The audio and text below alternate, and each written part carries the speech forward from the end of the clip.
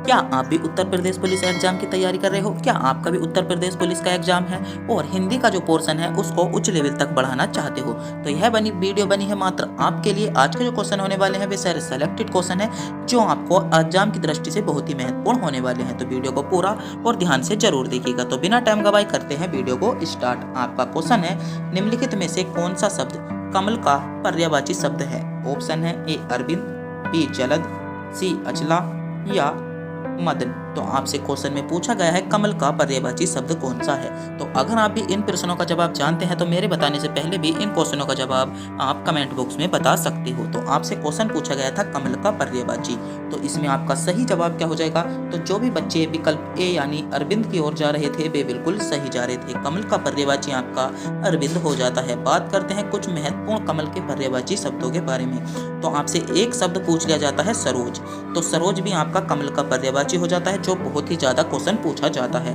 एक आपसे क्वेश्चन में पूछा जाता है तामरस, तो तामरस भी आपका क्या हो जाता है? सरोज का पर्यायवाची हो जाता है। और एक आपसे पूछ लिया जाता है पुष्कर, पुष्कर बहुत ज्यादा एग्जामों में पूछा गया है, तो इन तीनों को भी आपको ध्यान में रखना होगा।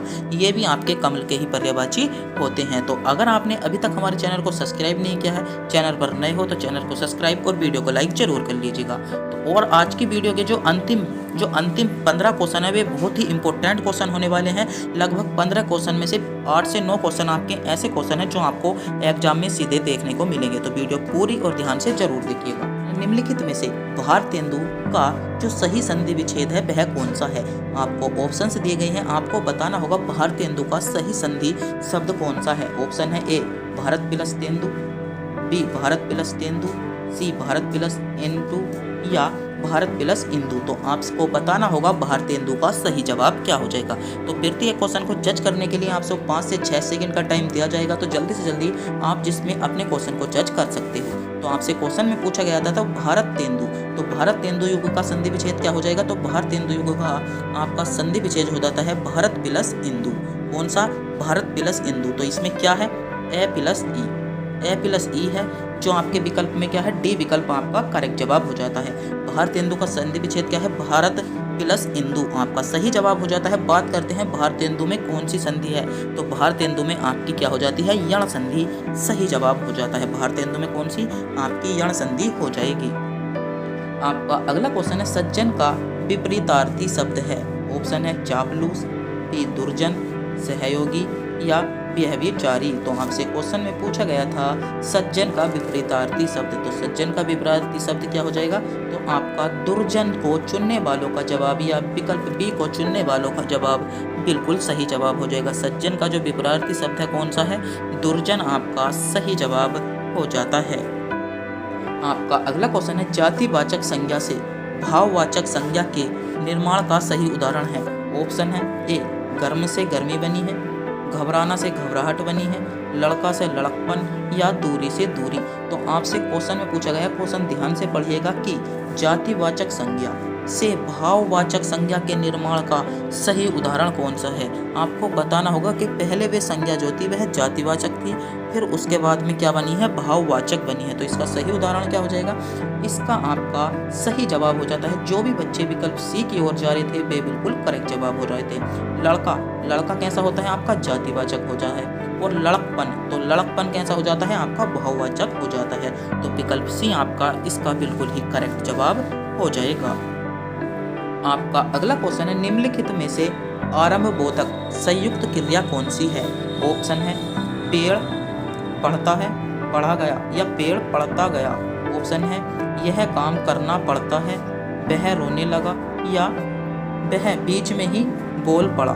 तो इसमें आपको बताना होगा आरंभ बोधक जो संयुक्त क्रिया है वह कौन सी है। तो इसमें आपका कौन सी हो जाएगी? तो इसमें आपका सही जवाब हो जाता है वह रोने लगा। रोया नहीं था भी, रोने लगा। तो इसमें क्या हो रहा है? आरंभ का बोध हो रहा है, वह रोने लगा मतलब रोना चालू हुआ है। तो इसमें क्या हो जाएगा?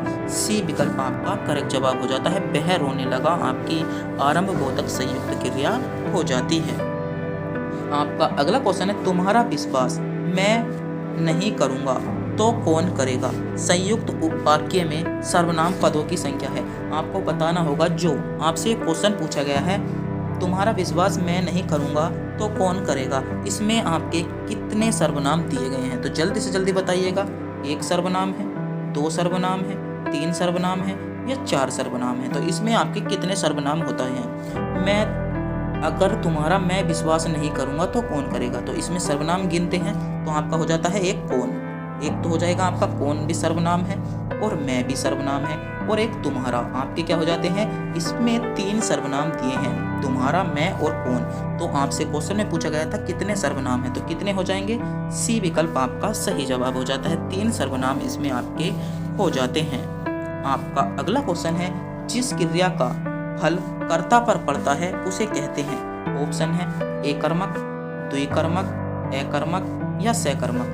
तो जिस क्रिया का फल आपका कर्ता पर पड़ता है तो उसको हम क्या कहते हैं, उसको हम क्या कहते हैं। तो इसमें आपका सही जवाब हो जाएगा, उसको हम अकर्मक कहते हैं। क्या कहते हैं, अकर्मक कहते हैं। तो सी विकल्प आपका अकर्मक सही जवाब हो जाएगा। इनको इस वीडियो में हम अधिक डिटेल्स में इन क्वेश्चनों के जाकर नहीं बता सकते। अगर प्रत्येक क्वेश्चन के बारे में हम डिटेल्स में जाकर बताएंगे तो यह वीडियो आपकी लगभग 2 से 2.5 घंटे की बन जाएगी। तो इसीलिए हम इस वीडियो में आपको डिटेल्स में जाकर नहीं बता सकते हैं। तो एक बार फिर से बता दूं, अंतिम जो क्वेश्चन होने वाले हैं वे सारे सेलेक्टेड क्वेश्चन है जो आपसे पूछे जा सकते हैं। वीडियो को पूरा जरूर देखिएगा, और अभी तक हमारे चैनल पर नए हो, चैनल को सब्सक्राइब नहीं किया है, चैनल को सब्सक्राइब भी जरूर कर दीजिएगा। आपका अगला क्वेश्चन है, निम्नलिखित में से प्रश्नार्थ निपात कौन सा है। ऑप्शन है जी नहीं, मत, क्या या केवल। तो आपसे क्वेश्चन में पूछे गए हैं, सीधे तौर पर आप पढ़ सकते हो कि प्रश्नार्थ मतलब प्रश्न जो करते हैं हम, उसका भाव इनमें से किस में उत्पन्न हो रहा है। तो किस में उत्पन्न हो रहा है, तो इसमें आपका सही जवाब हो जाता है जी हाँ, जी नहीं। जी नहीं ए विकल्प आपका बिल्कुल ही सही जवाब हो जाएगा। आपका अगला क्वेश्चन है, संकेतवाचक अव्यय का वाक्य है। ऑप्शन है वह गिलास आधा भरा है, राम और श्याम गा रहे हैं, बच्चा चांद की ओर देख रहा है, या हाय ये क्या हो गया। तो आपसे बताना है, क्वेश्चन में पूछा गया है कि संकेतवाचक अव्यय किस वाक्य में दिया गया है। तो आपका सही जवाब क्या हो जाएगा, जो बच्चे विकल्प ए की ओर जा रहे हैं, या जिन बच्चों ने विकल्प ए, यह गिलास आधा भरा है। कैसा भरा है, आधा भरा है। तो कौन सा यह गिलास, आप किसी के ओर को हाथ करके तो कहोगे कि ये वाला गिलास, उंगली करके तो कहोगे किसी तरफ को, तो संकेत ही तो करोगे कि ये गिलास क्या है, आधा भरा है। तो ए विकल्प आपका इसमें सही जवाब हो जाएगा। आपका अगला क्वेश्चन है, किस वर्ण में हलंत का प्रयोग किया जाता है। आपसे क्वेश्चन में पूछा है, किस वर्ण में हलंत का प्रयोग किया जाता है। ऑप्शन है की ध्वनि के लिए, बी नाक के उच्चारण के लिए, सी नाक और मुंह के उच्चारण के लिए, या वर्ण और बिना स्वर से प्रयोग करने के लिए। तो आपसे क्वेश्चन में पूछा गया था हलंत का प्रयोग। तो हलंत का प्रयोग हम किस में करते हैं, तो जिन बच्चों ने भी विकल्प डी यानी विकल्प डी को चुना है कि वर्ण को बिना स्वर से प्रयोग करने के लिए क्या किया जाता है, हलंत का प्रयोग किया जाता है। तो डी विकल्प इसमें आपका सही जवाब हो जाता है। आपका अगला क्वेश्चन है, नदी शब्द का पुल्लिंग रूप है। नदी शब्द का पुल्लिंग रूप है। ऑप्शन है नद, सागर, समुद्र, नहर।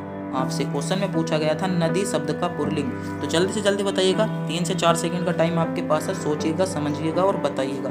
नदी का पुल्लिंग, तो नदी का पुल्लिंग क्या हो जाता है, तो नद आपका नदी का पुल्लिंग हो जाएगा। क्या नद ए विकल्प को चुनने वालों का जवाब बिल्कुल ही करेक्ट जवाब हो जाता है। बात करते हैं नदी की बहुवचन क्या होता है, तो नदी का अधिकतर जो बच्चे लगा देते हैं वे आपका लगा देते हैं नदियों। क्या नदी का बहुवचन नदियों लगा देते हैं, जो कि बिल्कुल गलत जवाब हो जाता है। आपका नदी का जो आपका बहुवचन होता है वह क्या होता है, नदियाँ होता है। यहाँ पर नदियाँ आपका सही जवाब हो जाता है। तो इस बात को भी आपको ध्यान में रखना होगा। आपका अगला क्वेश्चन है, हाथों हाथ में कौन सा समास है। हाथों हाथ में कौन सा समास है। ऑप्शन है द्वंद्व समास, बी अव्ययी समास, तत्पुरुष समास, या इनमें से कोई नहीं। तो आप जल्दी से जल्दी बताइएगा, हाथों हाथ में कौन सा समास आपका हो जाएगा। तो हाथों हाथ में आपका अव्ययी भाव समास हो जाता है। क्या विकल्प बी आपका करेक्ट जवाब हो जाता है। अभी बात समास की विशेषता बता दें कि जिसमें आपका पहला पद प्रधान होता है वह आपके अव्ययी समास होते हैं और आपके क्या होते हैं, इसमें क्या पाए जाते हैं, प्रत्यय पाए जाते हैं। अव्ययीभाव समास में कैसे प्रत्यय पाए जाते हैं, उदाहरण के रूप में जैसे प्रत्यय जैसे प्रति प्लस एक या प्रत्येक, इसमें भी क्या हो जाएगा, आपका अव्ययीभाव समास हो जाता है। आपका अगला क्वेश्चन है जलज शब्द का अर्थ है। ऑप्शन है जल में जन्म लेने वाला, जल का बना, जल देने वाला या इनमें से कोई नहीं। तो जलज जो शब्द है उसका आपका सही अर्थ क्या हो जाता है, तो सही अर्थ क्या हो जाएगा, तो आपका सही अर्थ हो जाता है जल में जन्म लेने वाला। क्या जल में जन्म लेने वाला, बिल्कुल आपका सही जवाब हो जाएगा। आपका अगला क्वेश्चन है और बहुत महत्वपूर्ण क्वेश्चन होने वाला है, दोहा और चौपाई कैसे छंद है। ऑप्शन है मात्रिक छंद है, बी मुक्तक छंद है, सी वर्णिक छंद है या वर्णिक छंद है। तो आपको बताना होगा कि आपसे क्वेश्चन में पूछा गया है दोहा और चौपाई आपके कैसे छंद है। तो दोहा और चौपाई आपके कैसे छंद हो जाते हैं, तो मात्रिक छंद है। कैसे, जिन बच्चों ने भी मात्रिक छंद या विकल्प ए को चुना है वह बिल्कुल सही चुना है। दोहा और चौपाई आपके मात्रिक छंद हो जाते हैं। कैसे छंद होंगे, मात्रिक छंद आपका सही जवाब होगा। आपका अगला क्वेश्चन है दही बड़ा में कौन सा समास है। ऑप्शन है तत्पुरुष समास, बी द्विगु समास, बहुब्रीहि समास या द्वंद्व समास। तो दही बड़ा मतलब दही में है जो बड़ा, दही बड़ा, तो इसमें कैसा समास हो जाएगा, तो तत्पुरुष समास को चुनने वाले का जवाब बिल्कुल करेक्ट जवाब हो जाएगा। कैसा, दही में बड़ा, क्या हो जाएगा, दही बड़ा, आपका ए विकल्प सही जवाब हो जाता है। आपका अगला क्वेश्चन है इनमें से कौन सा शब्द सर्वनाम से बना हुआ विशेषण है। ऑप्शन है मैं, वह, कोई या तेरा। तो आपको बताना होगा ऐसा शब्द कौन सा है जो सर्वनाम से बना है और एक विशेषण भी है। तो जल्दी से जल्दी बताइएगा, जो सर्वनाम से तो बना है मगर एक विशेषण भी है, तो ऐसा शब्द कौन सा है। तो ऐसा इनमें डी विकल्प दिया है। तेरा एक ऐसा है जो विशेषण भी है और सर्वनाम से बना है, तो डी विकल्प को चुनने वालों का जवाब आपका सही जवाब हो जाता है। आपका अगला क्वेश्चन है चयन शब्द में संधि विच्छेद होगा। ऑप्शन है चयन, या चयन। तो आपको बताना होगा चयन। तो चयन यह आपका किससे बनकर होता है, तो यह आपका मिलकर बनता है या तो आपका ए हो जाए या ए हो जाए। तो इससे क्या मिलकर बनता है, आपका यह बनता है, या आपका ये हो जाए बड़ा वाला ए या ए हो जाए, तो भी आपका क्या बनता है, यह बनता है। तो इसमें आपका सही जवाब क्या हो जाएगा, तो सी विकल्प को चुनने वालों का जवाब बिल्कुल ही करेक्ट जवाब हो जाता है। तो सी विकल्प आपके सही जवाब होगा। आपका अगला क्वेश्चन है सहित शब्द का चयन कीजिए। तो आपको इसमें बर्तनी छांटनी है। आपको बताना होगा शुद्ध शब्द कौन सा लिखा हुआ है। परिणति, तो आपको बताना होगा परिणति इसमें कौन सा लिखा है। ए विकल्प गलत जवाब हो जाएगा, बी विकल्प गलत जवाब होगा और डी भी इसमें आपका गलत होगा। तो सी विकल्प को चुनने वालों का जवाब आपका सही जवाब हो जाता है। आपका अगला क्वेश्चन है शेखर एक जीवनी के लेखक कौन है। तो जल्दी से जल्दी बताइएगा। यह क्वेश्चन आपसे बहुत बार क्वेश्चन पूछा गया है और मैं मानता हूं कि आपको इस क्वेश्चन का पता ही होगा कि शेखर एक जीवनी जो उपन्यास है उसके लेखक कौन है। तो जल्दी से जल्दी बता दीजिएगा, बहुत इंपॉर्टेंट क्वेश्चन है। शेखर ए जीवनी के जो लेखक हैं वे कौन है, तो इसमें कौन हो जाएगा, अज्ञेय जी। विकल्प बी को चुनने वालों का जवाब सही जवाब होगा। तो एक बार फिर से बता दूं, अगर आपने भी अभी तक हमारे चैनल को सब्सक्राइब नहीं किया है, चैनल को सब्सक्राइब और वीडियो को लाइक जरूर कर दीजिएगा।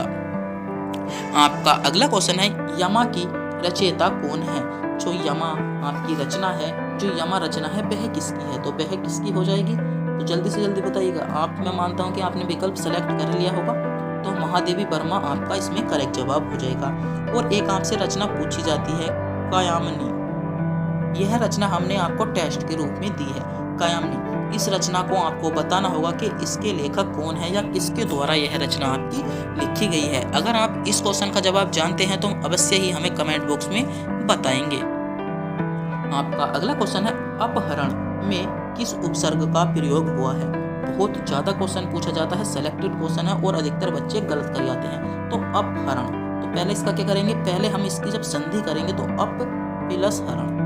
तो इसमें से आपका अप उपसर्ग कौन सा होता है, पहले वाला। तो अब कौन से विकल्प में है, तो विकल्प सी में है। तो सी विकल्प आपका इसमें सही जवाब होगा। तो सी विकल्प को चुनने वालों का जवाब बिल्कुल सही था। आपका अगला क्वेश्चन है, उनमें में किस उपसर्ग का प्रयोग हुआ है। ऑप्शन है उप का, उद का, अपी का या अभी का। तो जल्दी से जल्दी बताइएगा, इनमें से किस उपसर्ग का इसमें प्रयोग हुआ है। तो इनमें से इसमें किस उपसर्ग का प्रयोग हुआ है, तो इनमें से आपका इसमें उद का प्रयोग हुआ है। किसका, उद का। बी विकल्प आपका सही जवाब होगा। आपका अगला क्वेश्चन है, निम्नलिखित में से गीतावली किसकी प्रमुख रचना है। ऑप्शन है तुलसीदास की, सूरदास की, कबीरदास की, मीराबाई की। तो आपको बताना होगा गीतावली किसकी रचना है। तो यह क्वेश्चन हमने आपको टेस्ट के रूप में दिया है, क्योंकि मैं मानता हूं कि इस क्वेश्चन का जवाब आपको पता ही होगा। तो इस क्वेश्चन का जवाब आप कमेंट बॉक्स में बताएंगे कि गीतावली किसकी रचना है। तो जल्दी से जल्दी कमेंट बॉक्स में बता दीजिएगा कि गीतावली किसकी रचना है। जल्दी से जल्दी कमेंट बॉक्स में बताइएगा। आपका अगला क्वेश्चन है, निगुण में कौन सा उपसर्ग है। निगुण में आपका कौन सा उपसर्ग है, निर, अनु, परि या नी। तो कौन सा हो जाएगा, तो ए विकल्प आपका सही जवाब हो जाता है। तो जिन बच्चों ने भी विकल्प ए को चुना है वह बिल्कुल सही चुना है। आपका अगला क्वेश्चन है, जिसकी भुजाएं घुटनों तक लंबी हो, जिसकी भुजा घुटनों तक लंबी हो उसे क्या कहते हैं। बहुत ही इंपॉर्टेंट क्वेश्चन है। ऑप्शन है ऐजान बाहु, समबाहु, ऐजाना बाहु या विषम बाहु। तो क्वेश्चन में पूछा गया था जिसकी भुजाएं घुटनाएं, जिसकी भुजाएं घुटनों, जो आपके घुटने होते हैं उस तक लंबी हो, उसको हम क्या कहते हैं। तो उसको हम क्या कहते हैं, जल्दी से जल्दी बताइएगा। उसको हम समबाहु कहते हैं। उसको क्या कहते हैं, उसको हम समबाहु या विकल्प बी के नाम से भी जानते हैं। आपका अगला क्वेश्चन है, जो शीघ्र प्रसन्न हो जाए उसे क्या कहते हैं। जो शीघ्र प्रसन्न हो जाए उसे क्या कहते हैं। तो उसको हम क्या कैसे कहते हैं, उसको हम आंसू तोष कहते हैं। क्या कहते हैं, डी विकल्प आपका सही जवाब होगा। आपका अगला क्वेश्चन है, निम्नलिखित में से कौन सा अव्ययी भाव समास नहीं है। निम्नलिखित में से कौन सा भी इनमें से अव्ययी भाव समास नहीं है। विकल्प आपके सामने है, आपके सामने विकल्प शो हो रहे हैं। तो जल्दी से जल्दी बताइएगा कि इनमें से अव्ययी भाव समास कौन सा नहीं है। तो इनमें से अव्ययी भाव समास कौन सा नहीं हो जाता है। यथार्थ ये सही है, आपका होगा यथा। प्रतिमास आपका यह भी होगा और प्रतिदिन आपका यह भी होगा। तो इसमें से आपका क्या हो जाता है, डी विकल्प इसमें आपका गलत जवाब होगा। तो डी विकल्प में आपका अव्ययी भाव समास नहीं है। आपका अगला क्वेश्चन है, इन देशों में हिंदी भाषा का प्रयोग लिखने एवं बोलने में किया जाता है।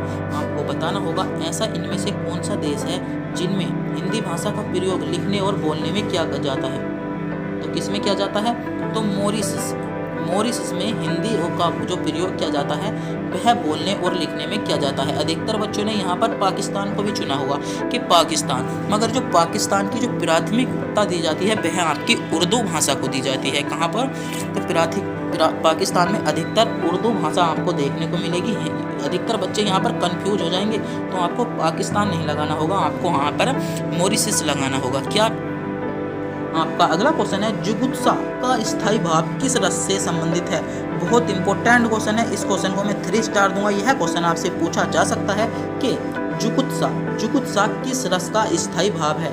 ऑप्शन है करुण रस का, रौद्र रस का, विभत्स रस का या अद्भुत रस का। तो जल्दी से जल्दी बताइएगा, जो जुगुत्सा किस रस का स्थायी भाव है। तो किस रस का स्थायी भाव है, जल्दी से जल्दी बताइएगा। तो बी भत्स रस या सी विकल्प आपका सही जवाब होगा। तो जिन बच्चों ने भी विकल्प सी को चुना है वह बिल्कुल सही चुना है। तो एक बार मैं फिर से बता दूं, अगर आपने अभी तक हमारे चैनल को सब्सक्राइब नहीं किया है, चैनल को सब्सक्राइब कर लीजिएगा, जिससे हम यह जज कर सकते हैं कि इस वीडियो ने हमारे इतने सब्सक्राइब दिए और हम अधिक से अधिक अच्छी से अच्छी वीडियो बनाने की कोशिश करते हैं। तो चैनल को सब्सक्राइब जरूर कर लीजिएगा। आपका अगला क्वेश्चन है, निम्नलिखित में से कौन सा छंद प्रकार नहीं है, या छंद का प्रकार निम्नलिखित में से कौन सा नहीं है। जल्दी से जल्दी बताइएगा। तो आपके विकल्प आपके सामने शो हो रहे हैं, आपने इस क्वेश्चन को जज कर लिया होगा। तो मैं मानता हूं कि सही विकल्प चुना होगा, तो ए विकल्प को चुनने वालों का सही जवाब हो जाएगा। आपसे क्वेश्चन में पूछा गया था छंद का प्रकार नहीं है, तो छंद का प्रकार कौन सा नहीं है, ए विकल्प आपका बिल्कुल करेक्ट जवाब हो जाता है।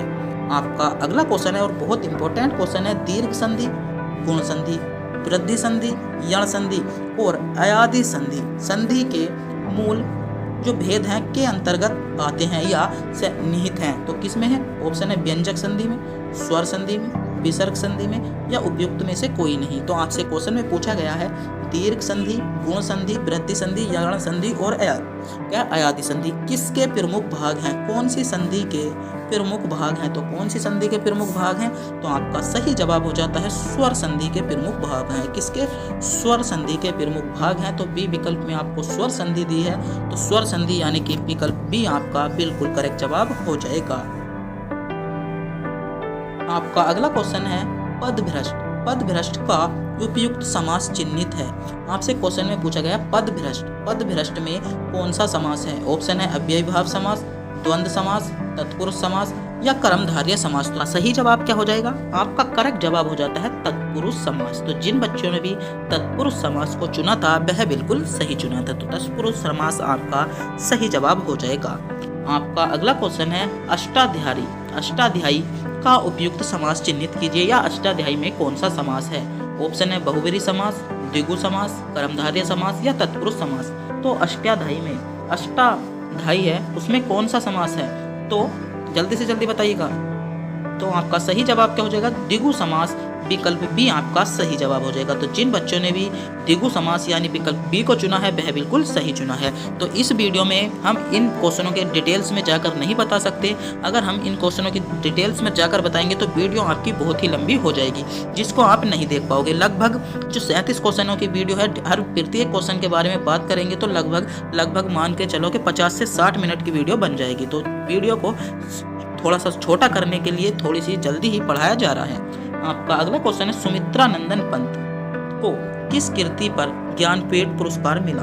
ऑप्शन बहुत महत्वपूर्ण क्वेश्चन है कि आपसे क्वेश्चन में पूछा गया था सुमित्रा नंदन पंत की ऐसी कौन सी कृति थी जिसमें उन्हें क्या ज्ञानपीठ पुरस्कार मिला था? तो कौन सी पुस्तक पर मिला था या कौन सी कृति पर मिला था? तो चिदम्बरा आपका सही जवाब हो जाएगा। तो डी विकल्प को चुनने वालों का जवाब बिल्कुल सही चुना है। तो जिन्होंने भी चिदम्बरा को चुना है या चिदम्बरा को चुना है वह बिल्कुल सही चुना है। आपका अगला क्वेश्चन है विषाद शब्द का विवर्तित जो रूप है वह क्या है? विवर्तित शब्द कौन सा है? जो विपरीत क्वेश्चन में पूछा गया है, जो विषाद आपका शब्द दिया है उसका जो विपरीत अर्थ वाला शब्द है वह कौन सा है? तो जल्दी से जल्दी बताइएगा कौन सा है। आपके ऑप्शन से दिए गए हैं, जल्दी से जल्दी बताइएगा। इस क्वेश्चन का जवाब कमेंट बॉक्स में बताइएगा क्योंकि आप इन क्वेश्चनों का जवाब जानते हैं तो कमेंट बॉक्स में बता सकते हैं। तो जिन बच्चों ने भी विकल्प बी को चुना है वह बिल्कुल सही चुना है। तो विकल्प बी को चुनने वालों का जवाब बिल्कुल सही जवाब होगा। आपका अगला क्वेश्चन है ब्रज भाषा का विकास किस अपभ्रंश से हुआ? ऑप्शन है शौर शैली से, पेशावजी से, मागधी से या अर्घ मागधी से। तो क्वेश्चन में पूछा गया था कि ब्रज भाषा का जो विकास हुआ था वह अपभ्रंश के किस भाग से या किस भाग से हुआ था? तो जल्दी से जल्दी बताइएगा किस भाग से हुआ था। तो शौर शैली को चुनने वालों का जवाब बिल्कुल सही जवाब हो जाएगा। आपका अगला क्वेश्चन है उत्कर्ष एक कुशाग्र विद्यार्थी है। यहाँ पर कुशाग्र कौन सा विशेषण है? आपसे क्वेश्चन में पूछा गया है कुशाग्र जो है वह कौन सा विशेषण है? ऑप्शन है परिणाम बोधक, सार्वनामिक विशेषण, संख्यावाचक विशेषण या गुणवाचक विशेषण। तो क्या होगा? तो यहाँ पर जो उत्कर्ष की क्या बताई गई है? यहाँ पर उत्कर्ष का गुण बताया गया है। कैसा विद्यार्थी है कि उत्कर्ष जो है एक जो कुशार्ग क्या है? कुशार्ग विद्यार्थी है। तो उत्सर्ग का क्या बताया गया है? यहाँ पर गुण बताया गया है। तो यहाँ पर कौन सा विशेषण हो जाएगा? गुणवाचक विशेषण। डी विकल्प आपका बिल्कुल सही जवाब हो जाता है। आपका अगला क्वेश्चन है इनमें से कौन भक्तिकालीन कवि नहीं है? आपसे क्वेश्चन में पूछा गया है कौन भक्तिकालीन कवि इनमें से कौन से नहीं है? ऑप्शन है ए बिहारी, बी सूरदास, कबीरदास या तुलसीदास। तो बताइएगा भक्तिकालीन कवि इनमें से कौन नहीं है? तो सही जवाब क्या हो जाएगा? बिहारी। ए विकल्प इसमें सही जवाब हो जाता है। तो हमने आपसे इस वीडियो में पहले एक क्वेश्चन पूछा था कि सतसई किसकी रचना है? सत सही जो रचना है वह किसकी है, तो किसकी है, तो इस क्वेश्चन का जवाब आपको मिल गया होगा, बिहारी जी की है। तो अगर आपने अभी तक इस क्वेश्चन का जवाब कमेंट बॉक्स में नहीं बताया था तो इस क्वेश्चन का जवाब आपको पता चल ही गया होगा। आपसे अगला जो क्वेश्चन पूछा गया है, आपको निर्देश दिया है निम्नलिखित प्रत्येक प्रश्न में 3 वाक्य दिए हैं, एक त्रुटि वाले वाक्यांश को चुनिए और अनुरूप ए बी सी विकल्प को चुनिएगा। आपसे क्वेश्चन में पूछा गया है ऐसा कौन सा, ऐसा आपको विकल्प दिए हैं, आपको त्रुटि वाला, इसमें आपको त्रुटि वाला जो शब्द है वह चुनना है। आपका ऑप्शन ए है रामचरितमानस भक्ति काल की सबसे श्रेष्ठतम रचना मानी जाती है, कोई भी त्रुटि नहीं है। तो विकल्प है आपके सामने, बताइएगा इनमें कौन से में त्रुटि दी गई है, तो कौन से में त्रुटि दी गई है। तो आपका सही जवाब क्या हो जाएगा, भक्ति काल की सबसे क्या श्रेष्ठ रचना मानी जाती है, कैसी श्रेष्ठ रचना माना जाती है। तो विकल्प बी में इसमें क्या है, त्रुटि दी गई है, तो विकल्प बी आपका सही जवाब हो जाता है। आपका अगला क्वेश्चन है, ठंड के दिनों में प्रातः काल के समय सर्दी काफी बढ़ जाती है, कोई भी त्रुटि नहीं है, तो जल्दी से जल्दी बताइएगा। ठंड के दिनों में सही है, ये विकल्प आपका सही जवाब हो जाएगा। प्रातः काल के समय, जब आपको प्रातः काल दे दिया गया है तो यहाँ पर समय का कोई जिक्र नहीं आता, किसका, समय का कोई जिक्र नहीं आता, तो बी विकल्प में आपको त्रुटि दी गई है, सी विकल्प आपका सही जवाब है, सर्दी काफी बढ़ जाती है, तो इसमें क्या बी विकल्प में आप त्रुटि दी गई थी। आपका अगला क्वेश्चन है, जब मोहन सभा स्थल पर पहुंचा तब सभा विसर्जन हो चुकी थी, क्या हो चुकी थी, विसर्जन हो चुकी थी, या कोई भी त्रुटि नहीं है। तो जब मोहन सभा स्थल पर पहुंचा तो बिल्कुल सही वाक्य है, पर पहुंचा तब सभा तो बिल्कुल सही लिखा गया है। सी विकल्प में आपको गलत जवाब दिया गया है, क्या, विसर्जन हो चुका था, क्या विसर्जन हो चुका, क्या हो चुका था, विसर्जन, सभा में विसर्जन हो चुका था, यहाँ होता, तो आपका सी विकल्प इसमें सही जवाब होगा। आपका अगला क्वेश्चन है, मैं जिस बस से जा रहा था वह बहुत भरी हुई थी, या कोई भी त्रुटि नहीं है, तो जल्दी से जल्दी बताइएगा। क्वेश्चन है, मैं जिस बस से जा रहा था वह बस बहुत भरी हुई थी, तो इसमें आपको चुनना होगा कौन से में त्रुटि है, खंड ए में त्रुटि है, बी में त्रुटि है, सी में त्रुटि है, या कोई भी त्रुटि नहीं है। तो इसमें क्या हो जाएगा, इसमें आपकी कोई भी त्रुटि नहीं है, डी विकल्प आपका सही जवाब हो जाएगा। जो आपको विकल्प दिए गए हैं इसमें आपकी कोई सी भी त्रुटि नहीं है। आपका अगला क्वेश्चन है कि उसने लिखा था कि उसकी दुकान पर शुद्ध गाय का घी मिलता है, त्रुटि नहीं है, बताइएगा। उसने लिखा था कि उसकी जो दुकान पर है वह शुद्ध गाय का घी मिलता है।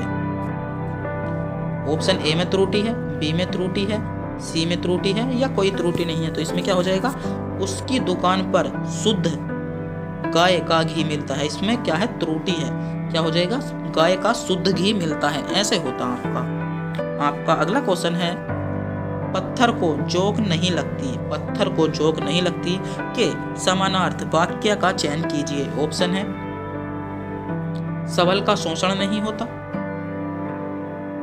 यो आपका मजबूत चीज, ये थोड़ी सी यहाँ पर मिस्टेक हो गई थी, यहाँ पर आपका होगा मजबूत चीज आसानी से खराब नहीं होती, दो घृतों में प्राय टकराव नहीं होता, या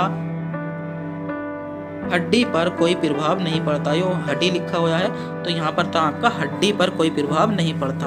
तो आपसे क्वेश्चन में पूछा गया था कि पत्थर पर जोक नहीं लगती, पत्थर पर जोक नहीं लगती, तो इसका सही जवाब क्या हो जाएगा, इसका आपका सही जवाब हो जाएगा हड्डी पर कोई प्रभाव नहीं होता, हड्डी पर कोई प्रभाव नहीं होता, इस वाक्य का सही जवाब हो जाएगा। तो थोड़ा सा हड्डी लिखने में यहाँ पर मिस्टेक हो गई थी, टाइपिंग करने में थोड़ी सी मिस्टेक हो जाती है, तो इन चीज़ों पर ध्यान ना दीजिएगा। तो क्या डी विकल्प आपका इसका सही जवाब हो जाएगा।